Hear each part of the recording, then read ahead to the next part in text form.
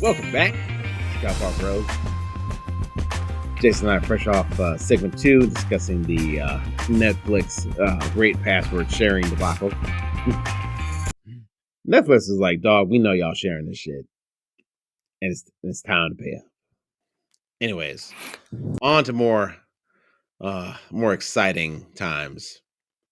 Jason, did you even know that the National Basketball Association kicked off? I did. Yeah. I realized that, like, oh, yeah, the Bulls game was on, and I was like league championship series is way more interesting anyway. So tune into those games. I saw Verlander was putting on a clinic, and that really just cues in nicely to our third and final segment for the show today, and that is Astros are in the World Series versus the Philadelphia Phillies. And it's a lot of interesting stories. Love them or hate them, Astros. They are 4 for 6 in terms of pennants, and Dusty Baker, arguably one of the most respected managers of all time. And Jason, I think there's a lot to like in this matchup. And for me personally, being a Schwarber fan, like and a Bryce Harper fan, like I know enough Phillies fans to be like, you know what, this is kind of like a resurgence of the Phillies. They haven't been back to the World Series since that year that Jimmy Rollins and Ryan Howard year. Like, this is like their resurgence year, and so a lot of people are kind of rooting for them, right? On the other hand, the Astros are playing lights out right now, and really, I feel hard pressed to decide with anybody but them. And so I really feel like the Philadelphia Phillies are about to walk into a damn buzzsaw right now. Do you feel differently? So the Astros in this postseason have not lost a single game. So it's hard to believe that any team, whether it be the Phillies or otherwise, are going to go into this series and beat the Astros 4 times. I'm going to have the information ready by the end of the segment, but there have been several teams that have gone through a World Series the entire run, losing 1 game and actually winning the championship. No one's ever gone through the entire postseason of Major Leagues and lost nothing. So the Astros are 4 wins away from doing that. Now, the Phillies, obviously, have to give them the respect. They are in the World Series, not just the Astros. I agree with you there. They've had a road to get there. They had to fire their manager mid-season, which most teams that do that, they don't do that because they're good. So they had to turn their season around at that point.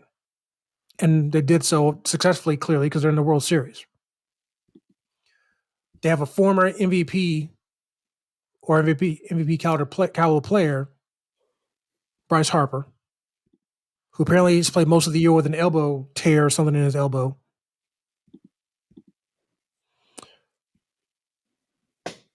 They have several great players, several all-stars. So clearly they have the tools to win games in the postseason because they got there. But as you said, the Astros, as of right now, are just an absolute buzzsaw. Now, I'm not going to sit here and say that game 1 is important because, this percentage of teams that win game 1, they win the series. I'm not going to say that. I'm just saying that from the aspect of the importance of game 1 when it comes to who specifically is going on the mound for the Astros. It's Justin Verlander. He just might win the Cy Young Award this year for the American League. He pitched the lights out the entire season. ERA is pretty high for the playoffs this year, but he still hasn't lost. He's 1-0, I believe. It's of great importance for the Phillies to win Game 1. Yeah, you could say, well, they can lose Game 1 and win some of the other games because they can beat their less great pitchers. True. But if you want to make a statement, beating the Astros in Houston with Verlander on the mound, even if you have to win the game 10-9, so what? Get that win. Let that be your momentum. I haven't looked into who the game two starters are when it comes to the pitchers yet, but it ain't Verlander. It's not Zach Wheeler. And shout out to Zach Wheeler. Record-wise, isn't that impressive? 12-7, but the ERA is 2.82. So that's why I think Game 1 is so important for them. Verlander may be the better starter for Game 1, but I feel like the starters after that go more in the favor of the Phillies. But the problem is they're facing that Astros lineup. And as I was telling you earlier before, looking at their lineup, the way they're playing as well, I'm like, how do you get 4 wins with them batting like this? Now, obviously, we've seen other offensive players. I'll let you jump back in here real quick. Pitching in playoffs can trump hitters. They can trump hitting. Or I should be specific, pitching can trump a good hitter. We saw that with Aaron Judge in the postseason. Didn't really do a whole lot of damage. At least not compared to his 62 home runs in the regular season. Hence why the Yankees got swept by the Astros. Another notch in the belt for the Astros, by the way, sweeping the Yankees. As a baseball fan, I thank them for that. Now, obviously, that doesn't curry a whole lot of favor necessarily with people, with the Astros, because obviously there's going to be some hate with the Astros, as you would put it, because of how they won their only World Series back in 2017. So from that aspect, I say it's a good story as well, because if you want the Astros to actually win a World Series clean, quote unquote, here you go. Here's your story. Win something without, again, being discovered for cheating. But with all that being said, I agree with you that I can't believe the Astros are going to all of a sudden lose 4 games after winning so decisively in their 10 games before. So your additional thoughts, sir. Okay. My additional thoughts. Astros in 6. Okay, so you're probably a lot more confident than some people are that you're giving the Phillies 2 games. I respect the Phillies enough. I don't think it's going to be a sweep.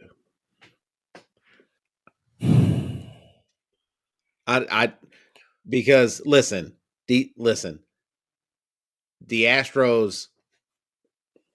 First off, they were well rested.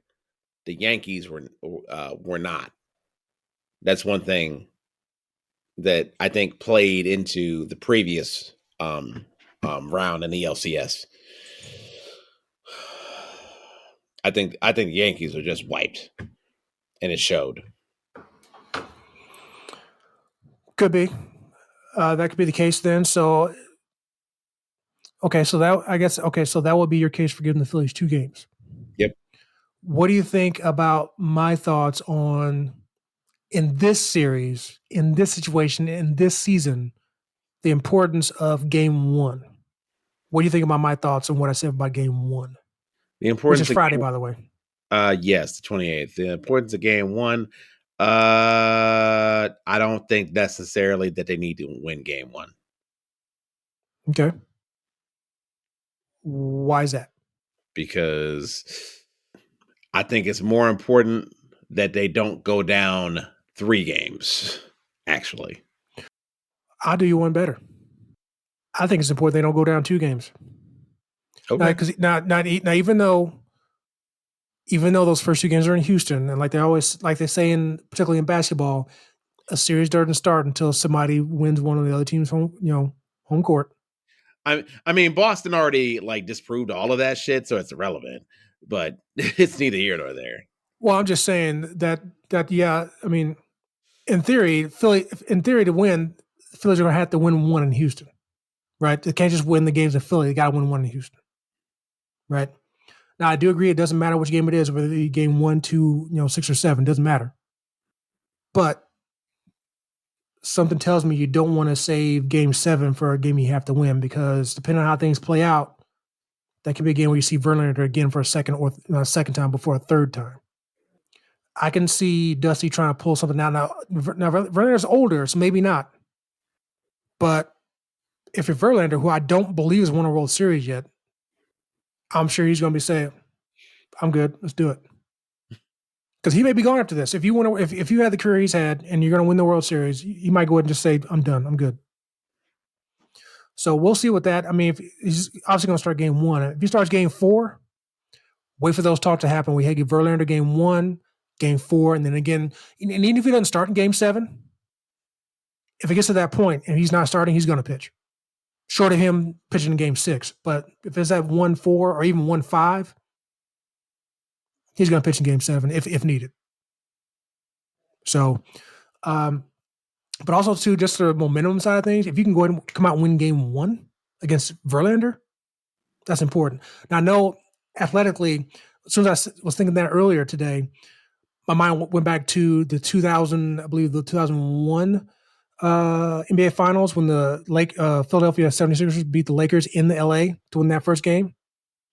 And everybody's like, "Oh my God, Philly has a chance." And then what happened? Lakers, Lakers went out and won the next 4. Yeah. So I started thinking about that, like, okay, is this kind of the same thing? So you have to think, okay, are the Astros as good as the Lakers, and are the Phillies that much not as good to the Astros compared to the Sixers were to the Lakers? Because going back on it, that game 1 against the Lakers, Philly, clearly people would say that was just luck. I think this is a whole lot different from momentum-wise, because if you're the Phillies and you get a win versus Verlander, you're not necessarily beating the whole team, you're beating Verlander in general.